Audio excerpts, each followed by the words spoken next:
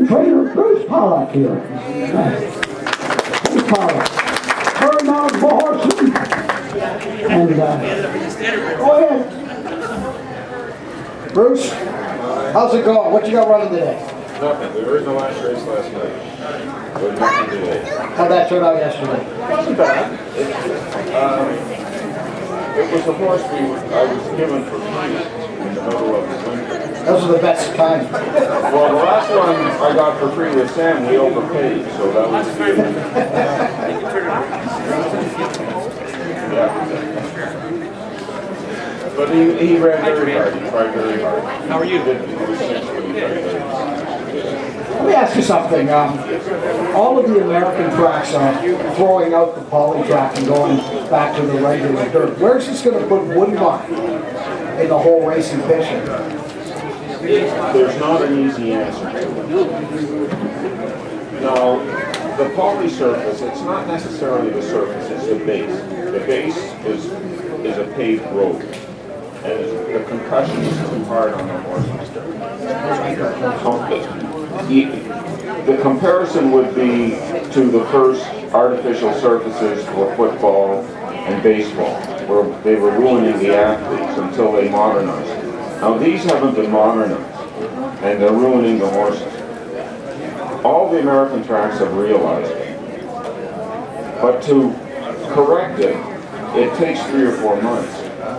And then it has to be 3 or 4 months of good weather, which means to do it up here would just be enormously complicated. And then you have to have a consensus as to what is the best new surface, and that would be very hard to get with horse feed. So I think it has to go. It certainly should be really widely discussed, but I don't really know what the answer is going to be. They spent $10, $11 million. They're not going to take this poly track surface away and replace it with dirt. In saying the worst thing in horse racing in Ontario in the past 10 years has been the poly track. What kind of damage does it do to horses? Woodbine racetrack, Fort Erie racetrack, Greenwood. Woodbine was a farmer's field. Fort Erie and Greenwood were lake beds. It was very soft. There was not a rock surface underneath. Now this is a paved road. So the concussion that the horses have, it damages, it's deep bone damage and damage to their muscles and tendons up in their hips and shoulders. The trouble is, they aren't injuries that are quickly and easily repaired. And for a trainer, it's very hard to assess. By that I mean you don't get a little bit of a warning that you're getting an injury and then be cautious. You come in and the injury has occurred in a workout in a race and you're done.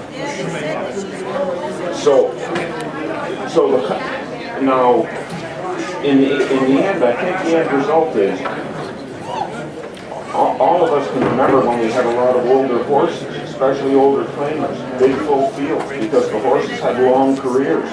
We're not seeing that anymore. Horses used to run 15 times a year in the 70s. Now, you're lucky to be a private race. Lucky. But the other side of the argument is that the statistics on catastrophic injuries are appalling in the dirt compared to the poly tracks. Is it just a question of transferring the stress from the lower leg to the upper part of the body? No, I don't believe those statistics are kind of really accurate. The statistics you're talking about, there were several dirt tracks, I'm thinking of Arlington and Del Mar, that were just notoriously poor, and the breakdown rates were just way too high. So the poly track in that instance has been an improvement.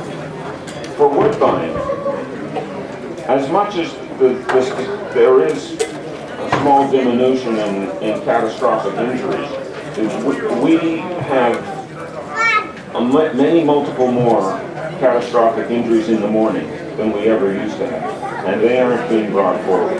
So I think those statistics, I think you have to to watch, you know, just like all statistics, they really have to be discussed. And to boot, I think the origination of the polytrack in trying to improve restart surfaces was correct. I mean, it's not as if there wasn't a dramatic need to improve surfaces. So, and in certain cases, it has, you know, it has diminished those types of injuries.